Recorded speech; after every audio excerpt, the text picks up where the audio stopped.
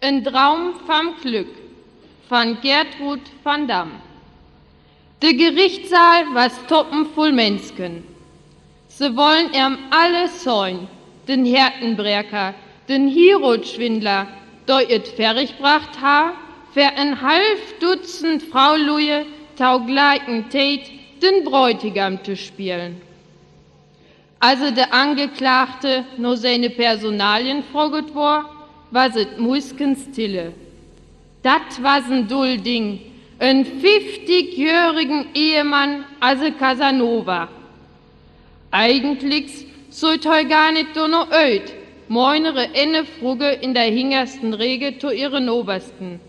Dat mit verknirpende Munne antwortere, dat iset jo.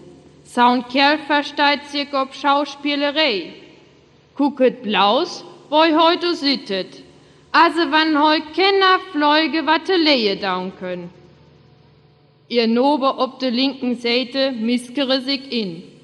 Fleugen und Frauluje, dat sind auch wohl zwei verschiedene Sorten. Saun Wirtsbold nebenan grinsere, saugraut ist der Unterscheid eigentlich gar nicht. Fangen mat Häuse Beide, wann Häuse haben will. Schermet uch wat, über sau wat kann ein Manns neue lachen? Regere sich ne andere Frage ob. Mei daut der armen Frau Luje leid, da ob sau wat drin fallen sind.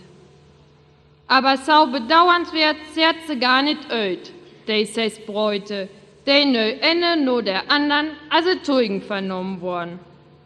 Soll alle verteilten mehr oder minder ungeniert ihr beläuben mit der Mann, der erne de Ehe versprochen ha. Dat enge von der Geschichte was löter datselbige. Als heu er Geld ha, leu heu nix mehr von sich sollen und hören. Ob diese Weise ha heu sich ein ganz ansäunlich Kapitol beneinfriget. In der letzten Rege vom Saal sat eine nicht mehr ganz junge Fruge, die kein Auge von dem Angeklagten leut. So träumere no einmal ihren Traum vom Glück. Wohl viele scheune Stunden haben sie der Haupe verbracht. Heu was so verständig und anständig wärst. Ganz anders als der anderen Kerls, die sie früher kennenlernt ha. Und die doch meistens Leute datselbige von ihr wollt haben. Ehrlich was ihr niemals zu no gekommen.